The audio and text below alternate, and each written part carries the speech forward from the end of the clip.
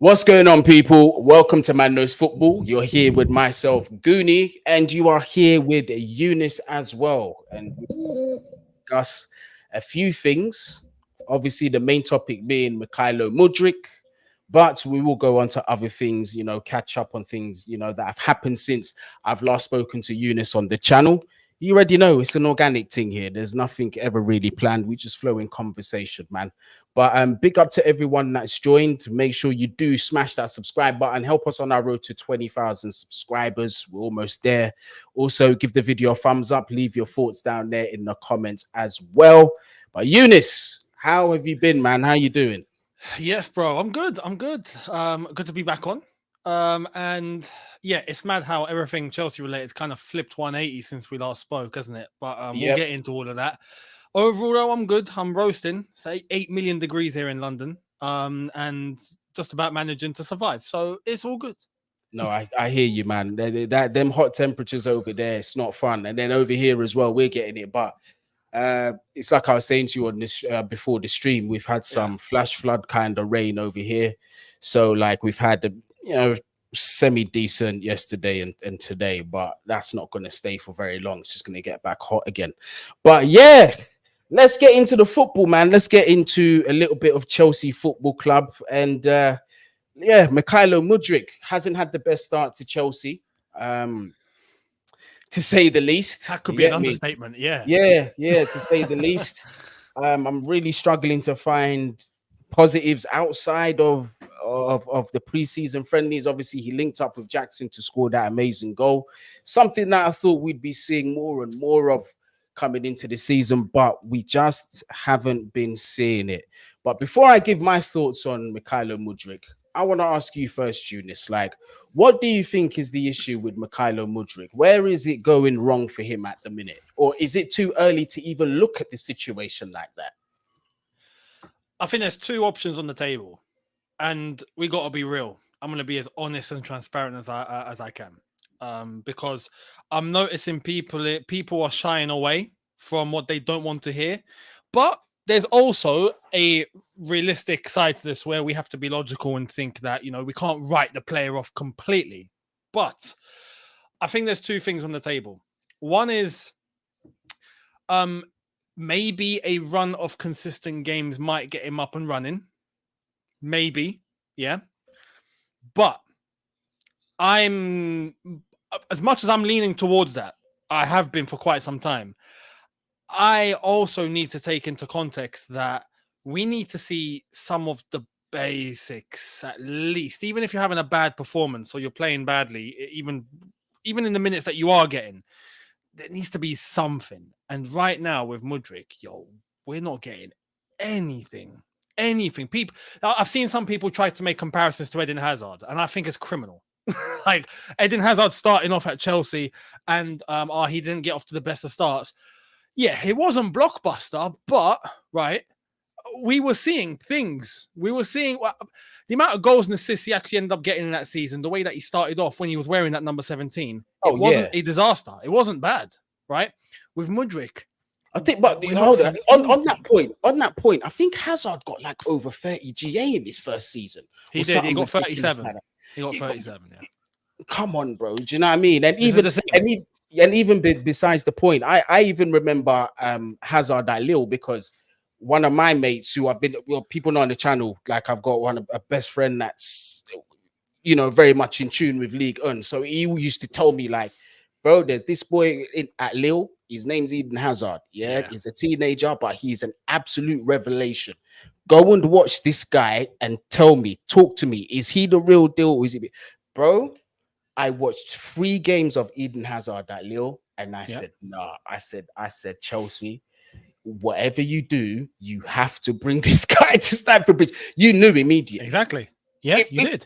It wasn't quite like that with Mudryk. There was promise. Exactly, it's not. Yeah, and the longevity he had in France in Ligue 1 is different to what Mudryk had at Shakhtar. Completely different. So this is where we actually have to entertain the question of, yes, there might be a thing of patience, right? But is he good enough?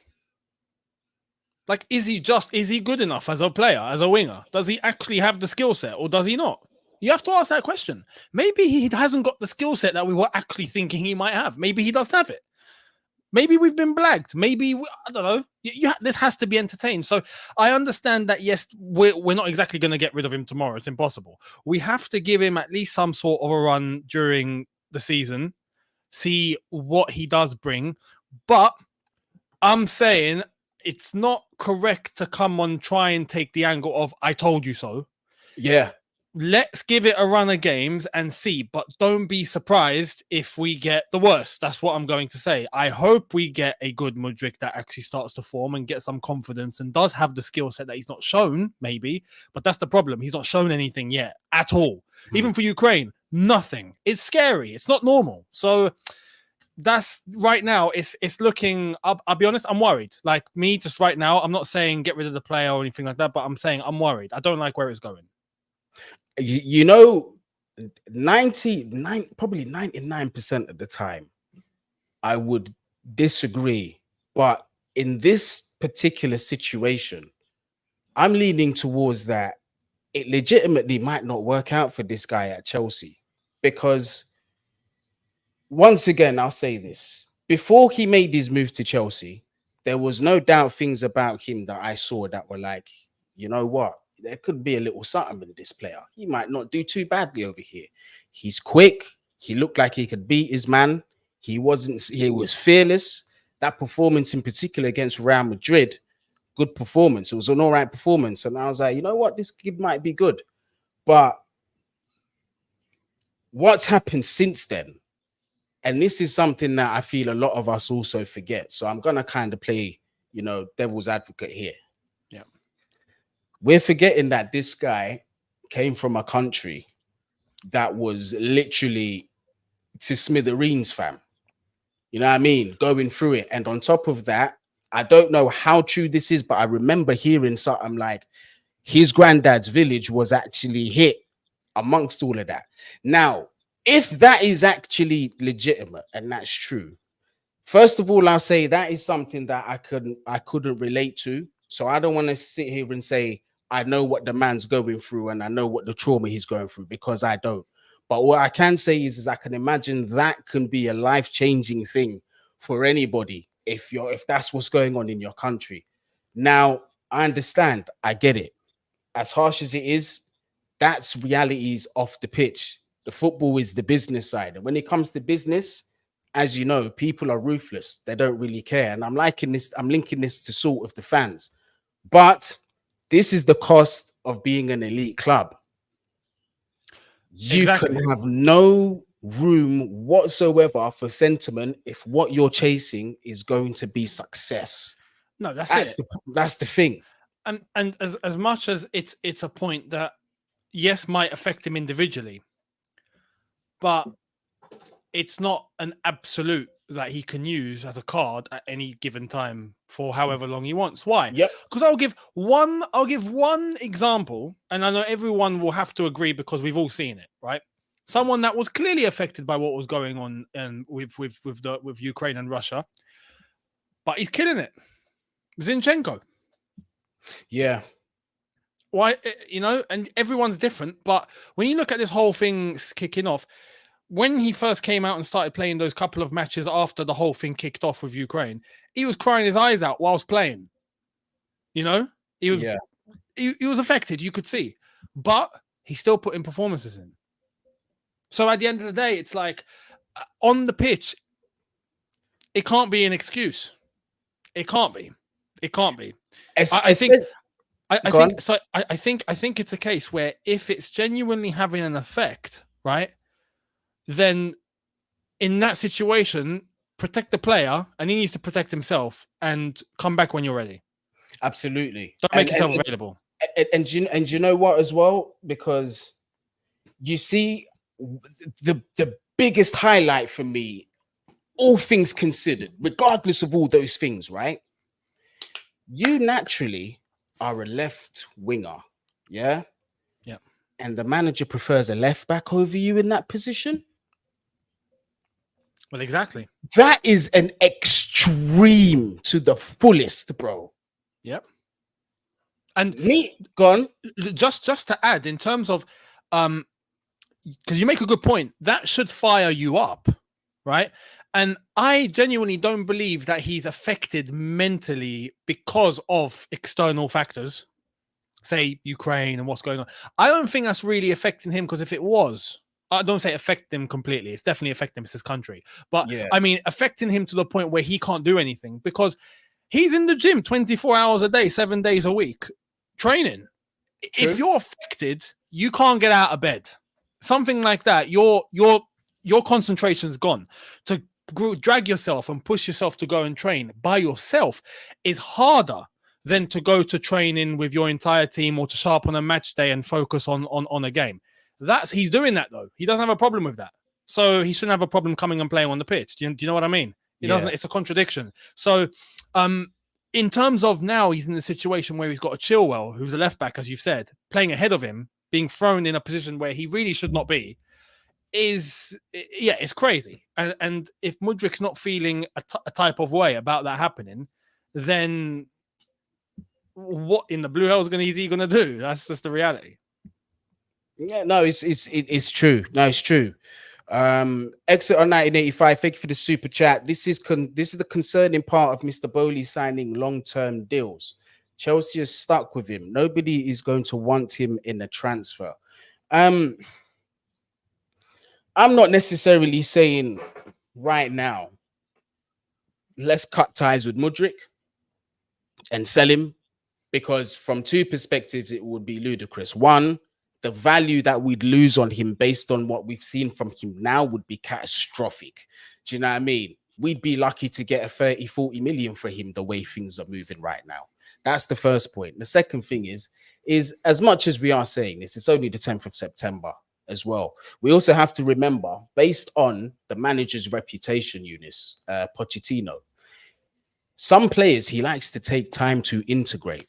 And case in point is Heung-min Son. Son wasn't actually the first choice left winger when he joined Tottenham. It was actually Nasser Chadli. Chadli used to play ahead of him. Yeah. And it took him a very long time to integrate into the squad. He used to have what we're seeing with Mudryk now, maybe a last 20 minutes, a last 10 minutes, slow integration into the team.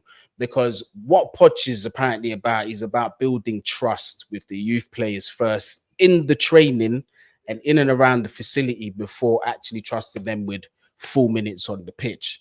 So that could also be another case. We could actually hypothetically come April and say, yo, we might have a player here. Where was this all season?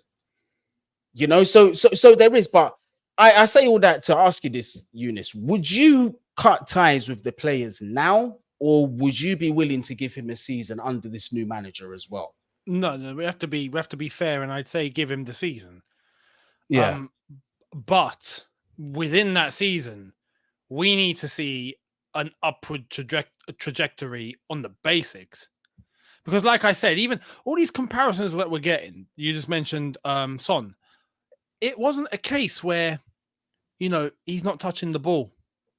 Or the few times he touches the ball, he loses it. Or he's got no passes, no key passes, no shots. There's nothing. Like with the other players that we've been talking about, that's not the case. Like you see something, you see the basic, you see something to work with. Right now, there's nothing to work with. It's incredible in terms of just how absent the guy is as a player. We've already heard in terms of how is poor the right word? How he doesn't defend. We already know that this was a concern in terms of him being able to track back or get involved in defensive duties and all that sort of stuff. We knew that that was already a potential problem. Now we're seeing it in full effect. It's those aspects that you have to look at in order to know if you've got something that you can build upon. And like I said, right now we're not seeing anything in terms of that. So, yeah, I would say give the season. We have to. But yeah, right now in terms of how it's looking, it's not looking good.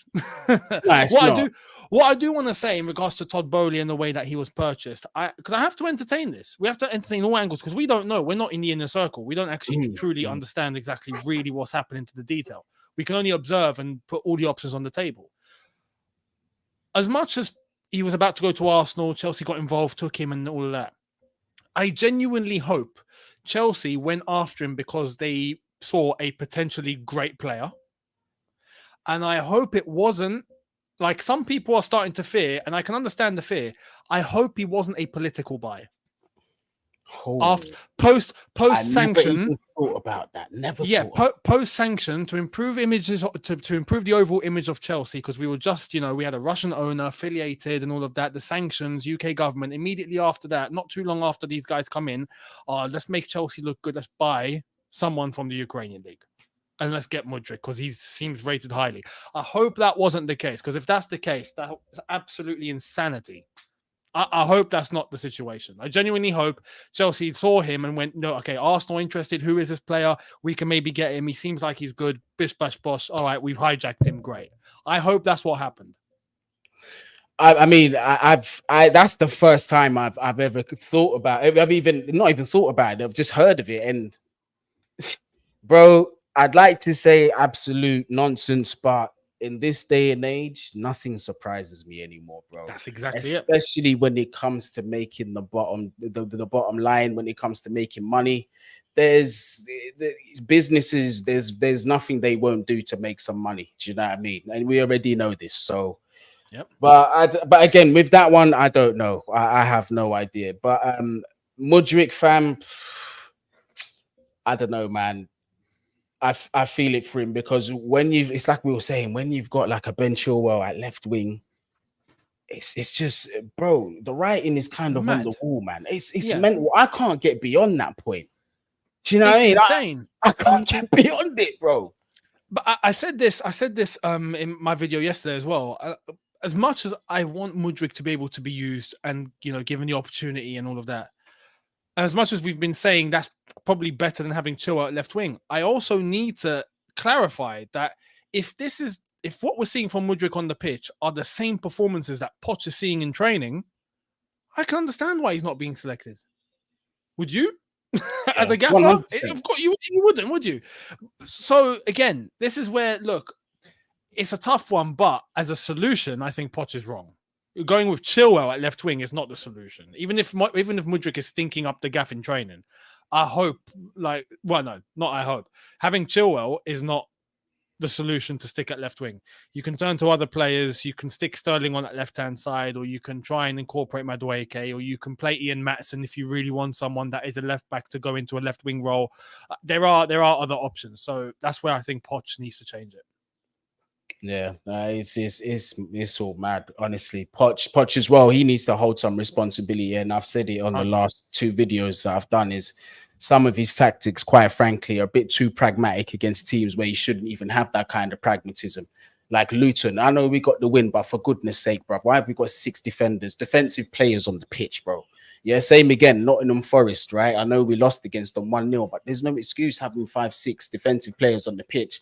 And then at the end of the game, you have to clear off half of them, and then you're putting wingers in mad position. It doesn't. I don't know what's going on, especially when we look to have a plan in pre-season as well that was working. Yeah, do you know what I mean? Yeah. Granted, listen, any team that would lose a Christopher Nkunku, right? It's gonna hurt them. Of course, Reece James. But at this point, you see, I don't even like to lean on Reece James, because we've seen him long enough to know that he is an injury-prone player. We cannot rely on this guy an entire season. Until he shows me otherwise, that's my conclusion on Reece James. For me, I won't lie. Love the guy. One of the best products to come out of Cobham. 100%. Hands down. But the injuries are becoming an issue, bruv. Big time. How many more long-term injuries are we gonna go through with Reece James? That's the question. And then on top of that, he's refusing long-term corrective surgery as well, because he thinks he can get over it ahead of doctor's advice. Who's advising this guy? Yeah, it's true. If that's actually the case, where he's scared to go under the knife, then because Younes, it has to. This is why I'm saying it has to be the case, because how do you reject something? That thing has to be offered to you. Who's the only people that can offer you surgery or advise you for surgery? Medical professional. So to me, it tells me you blatantly said, nah, bro, I'm not taking no operation. I'm fixing this on my own, going Yeah. against medical advice. That's yeah, exactly. And this was, if I'm not mistaken, an option towards the end of last season, where the time would have been there in place in order to heal just in time for the new season. But now we're in the new season. It's late. Can't go under the knife now because you'd be The out for the season season. started. Yeah, exactly. The chance was there towards the end of last season when he was injured, before he came back. I'm baffled as to why he's turned that down. If the option's there and he said no, crazy.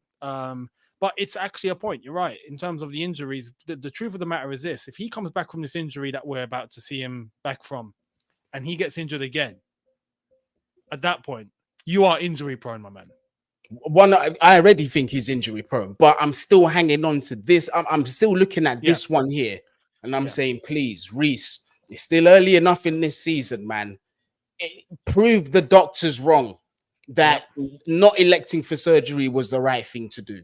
Exactly. Because if you have another long-term injury with that same hamstring that they told you to do something about, I can't look past that, bro.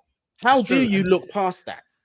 And you have to understand, like, the more damage you do to it, the worse it gets and the harder it is to operate on. Simple. If a problem is in its early stages and you operate on it, it's straightforward. But if you allow it to heal, kind of, and then you injure it again, and then it heals, then you injure it again, and then it heals, and you injure it again. It's like a car being repaired and then ending up with the same problem again, and then going back and repairing it, and then going back again and repairing it, and then going back again and repairing it, to the point where that's it. You have to change the whole engine, mate, and that's going to cost you a fortune. That's all, man. So it's exactly the same concept. So yeah, let's hope he doesn't get injured when he comes back, because if he does, then thankfully we got Gusto. But for him, it's not good. And even leaning on Gusto for an entire season is risky. Do you know what I mean? Because Gusto has had injuries himself. What are we going to do when he gets injured? Because he's not a machine. You know what I mean? But there's a few good points in the comments that I definitely want to address. But let me get to the super chat first. Tiang Yang, thank you very much for the super chat. Aside Son, I can't seem to think of a natural winger Poch played at Spurs. He rarely used them. That's a problem to me. Mudryk needs a run of starts. Now, you see where I hear what you're saying is because Poch loves to use fullbacks. And he's very good at developing fullbacks. Look at the history of fullbacks he's dealt with. I mean, before all the injuries and before he went to Manchester United, I thought Luke Shaw was brilliant as a player that he's worked with. Kyle Walker, you've seen what he's gone on to do. Do you know what I mean? Danny Rose for a bit was looking all right. So he has got a knack for developing fullbacks. So I understand why you're saying what you're saying. But at the same time, when you're playing a 4-2-3-1, you have a fullback already, and you've got a left winger, and you've got a right winger, and you've got a right back. So you still have to have wingers with those fullbacks anyway, if that's the formation you're playing. So it still doesn't make no sense to me why we're having a natural left back playing at left wing when he should be dropped back into the left back position, and there should be a natural left winger there. It's very simple. But thank you very much for the super chat. Yeah, I mean, I appreciate that. But there was someone put in a stat here. Here it is, Shivendra. Thank you. If this is true, 72 games missed in 4 seasons. And Reece James is what, 24, 25?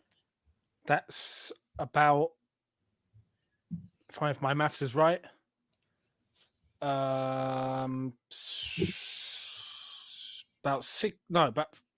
16 games a season. 2, no more. It's more than that, isn't it? 18. It's 18 games a season. 18 games a season. Yeah. 18 games a season. That's mad. 18 games a season. That's that mad. He's missing. In and all comps, that's about a quarter of the games a season. All comps. If you're not playing all comps, then that's nearly half. Not half, but nearly getting there. A third. That's outrageous. I just hope, listen, man, I hope this one here doesn't keep it. Well, I hope after this one here, we don't see a long-term injury after this, man, because we have to, yeah. Yeah, Reece is a super player, man. Absolute elite player. We all know this, man. And to just continue to miss this guy in the team just hurts us, man. Just hurts us. So I just for his sake and just for the sake of Chelsea, I want him to get over it because he's 100% one of our best players. 100%. So we need him in the team, man. So really, it's a get well soon Reece thing, but at the same time, the honest conversations have to be had eventually. Do you know what I mean? If these things continue. But yeah, let's talk about the Legends game yesterday. That was beautiful. It was lovely to see, innit? Man, that was a pleasure. JT, Michael Essien, all of them were back, man. And it was just like, bro, how did these men at their old age still know how to play football better than these, man? This is the thing. Did you watch the game? I did. Bro, do you see the football that was on show? Bro, I'm telling you, man, like Zola as well. Like these guys, bro, this is what I'm saying. Like back then, and it just goes to show, like right now, back then, you had to be a baller before you was an athlete. That's why these guys are timeless, Younes. That's it. And no matter how old they are, they will always have that touch. It's all about that touch. They've all got that. It's hard to describe. It's not about just looking good in terms of flair. Like these guys were genuine ballers. Like a ball comes to them, they know exactly what to do with it straight away. The three that had my mind was blown was Essien, Mikel, Ramirez. Yeah, it was the ridiculous. way those three were playing football, man. I'm like, nah. These guys got to play next week against Bournemouth. They have to. They got to be in the starting 11. Yeah, man. Unbelievable. And then the others as well. Malouda, Mykhailo. Yeah. All of it, bro. To be fair, the majority of them was just like, yeah, man. Yeah, it was good to see. Absolute pleasure to see. But you know what's mad? The way that they were playing was exactly how they used to play before. So the same sort of passes, the same sort of vision, the same decision making, the same timed runs, positioning. It was all reminiscent of how it used to be before. That's kind of like what the beauty of watching yesterday was, because it was like watching Chelsea of old, like actually Chelsea of old. Like you see these lot play, and then you see us play nowadays.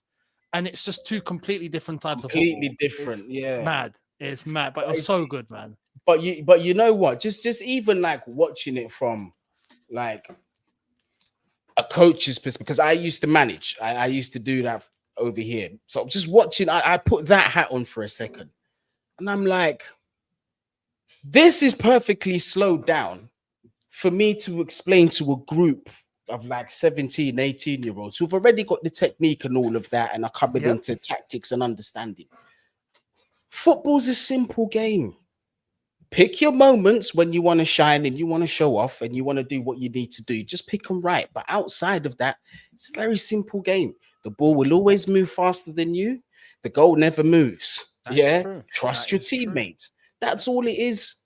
Very simple. Like, so for me to watch that, it was just like, it was nice not to see all of the overcomplication and just a natural footballing minds on the pitch, bro. Man, it's so true. And that's what I was saying. Like the decisions that some of these players were making, just in terms of the moves, like the way certain players were moving into certain spaces, and it was like telepathic. Is just outrageous. The Thiago goal spoke volumes. In terms of actually the one before that and the Thiago goal. Actually, no, all of them. I can't even say all of them as well. All of them did. When I think about it, all of them, because the Essien goal, Essien straight to Ramirez on that right hand flank, and the way that ball was, we've not seen a pass to the side like that in years. It switched like that for timeless. So long, man. Timeless. And then Ramirez, no problem. Where do you want it? And he calls for it straight onto the head. Essien, beautiful header into the bottom corner. You know. Even JT running up and combining and getting his goal. When did we last see a header? When did we last see a header? That's what I'm saying. All Essien had to do was just, Ramirez like, no problem. But done. I'm like, why can't we do that now? We can't do that now. We never do it. Now, once again, it's down to, I've had this conversation many times on the channel as to why are we not seeing footballers, profiles that we used to see before, them street kind of ballers and stuff like that. Yeah, It's because scouting has gone in a direction where now they are more looking at athleticism over anything else, which is a huge mistake. it You know what is. I mean? Like Yeah, some players of those street players, like as much as I dislike his personality, we haven't seen nothing like a Luis Suarez in the Premier League, Eden Hazard in the Prem like that for a long time. We're not seeing these players no more, bro. it's true. And As it's good so as De much Bruyne focus on is, data. yeah, I Yeah, mean, as good as De Bruyne is, he's elite. Haaland, the elite players, but it's just something that feels very robotic about them in comparison to your Ronaldinho's and these kind of maestros that are on the ball. Everything's so fluid, off the cuff, so natural, just flows like water when they play ball, bro. yeah. And that's the difference between being a baller in the mind first before being an athlete. Thank you. You know what I Exactly. mean? Exactly. And I don't understand why there are people that don't understand that concept. Football isn't just using your legs. Like football starts in the mind. Football starts in the brain. You Yeah, need to be able to understand the game or yeah, understand what to do the moment the ball comes to you. You've already got a thought process that needs to have been executed. And there's people that don't understand that. They think, okay, ball comes to you. Okay, now I'm going to think. No, you're late. You're too late. it's You've too ruined late. it. Yeah, You know what exactly. I mean? But that is an old school concept that many players used to have. And it's diminishing because now Yeah, it's that so term, focused on bro. athleticism and You yeah. remember the term swivel neck. Like the bro, like go back, people. If you're like into your late teens, early 20s now, go Yep. back and watch players like Xavi, Iniesta, off Fabregas, Oh off mate. the ball. Their Constantly heads are like this. constantly. It's mad. By the time that ball's at their feet, it's gone. Yeah. It's gone exactly where it needs to be, and it's very Yeah. simple. All you have to do is just look over your shoulder, look around you, have awareness. Yeah. That's what separates that simple detail there separates the best midfielders from those that are perhaps knocking on the door. Do you know what I mean? That's the Exactly. small difference. It's like Essien's pass yesterday to Thiago. Yep, One touch.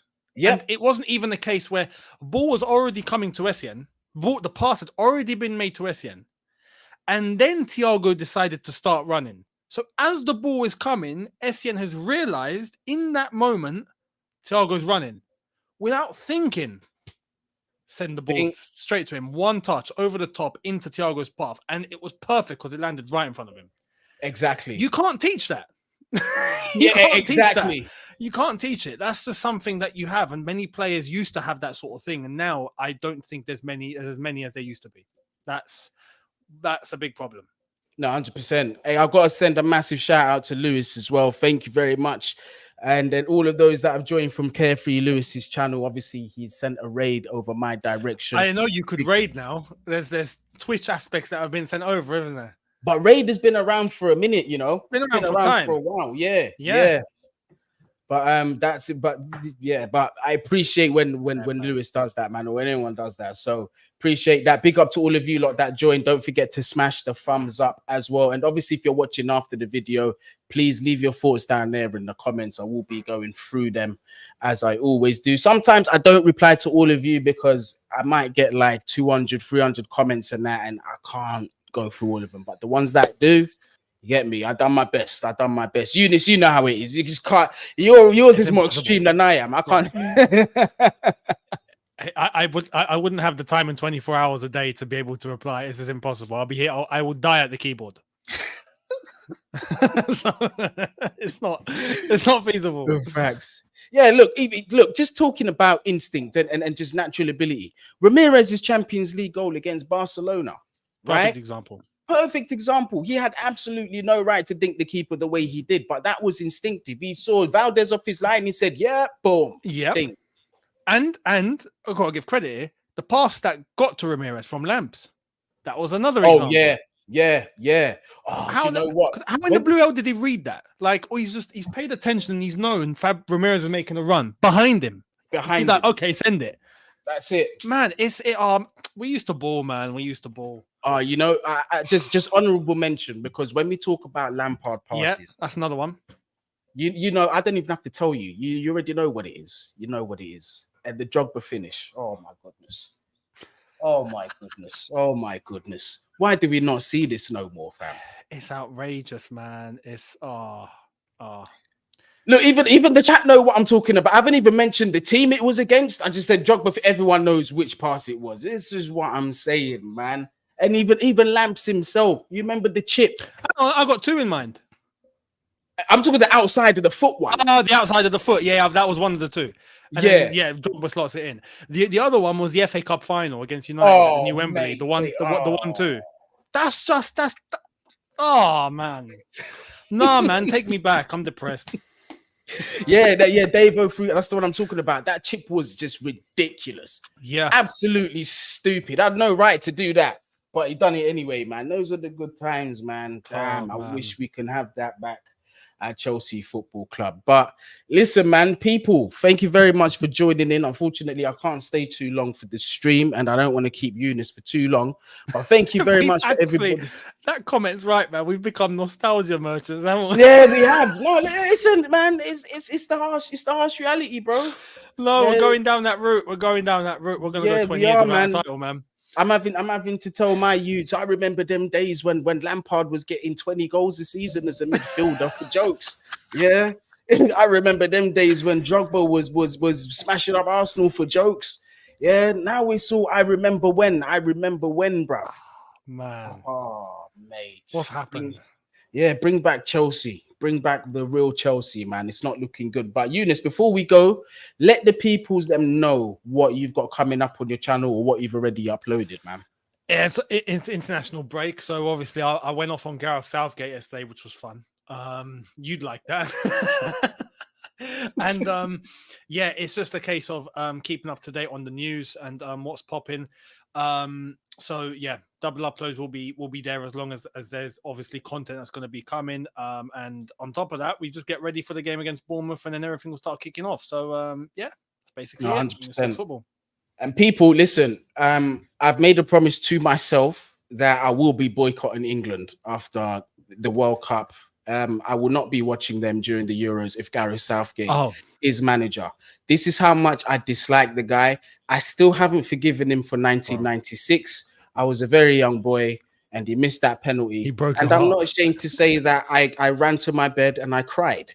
Yeah, so I've not forgiven him for that. He owes us, our generation personally, a major trophy. And the fact that he hasn't delivered, man, yeah. He's not good. No, he's not. He's not. And with this crop of players as well, he could have done it. But did you see what happened yesterday against Ukraine? No, I boycotted, bro. I don't. So you didn't even pay attention? No.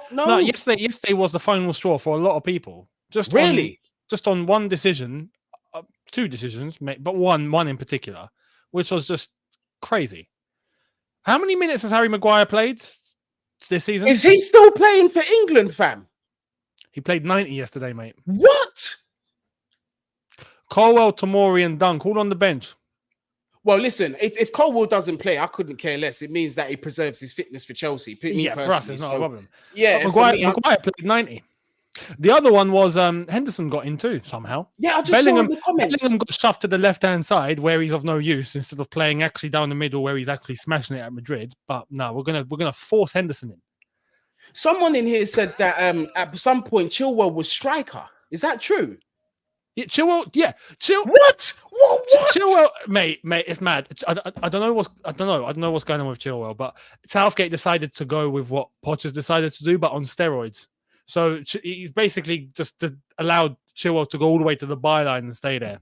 What is this? Jude Bellingham at left wing? Nah, I'm sick. I have to end the stream. Yeah. Nah, I have to end the stream. So yesterday, everyone was like, nah.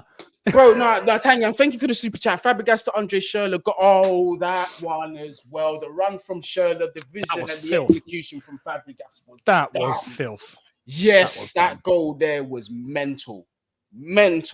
But listen, that just made me sick to my stomach. I'm definitely going to have to bring the stream to an end now. Thank you very much, people, for jumping on the channel. Please hit that subscribe button. Leave your thoughts down there in the comments as well. And obviously, give a thumbs up. That guy, Gareth Southgate, is an absolute criminal. Get him out of England now. Take away his citizenship if you must and put him somewhere else. I do not want this guy at England. Just get him out. Get him out of here. Yeah. Careless. Get him out. You're going to get him on a plane to Rwanda, mate. You got to be careful.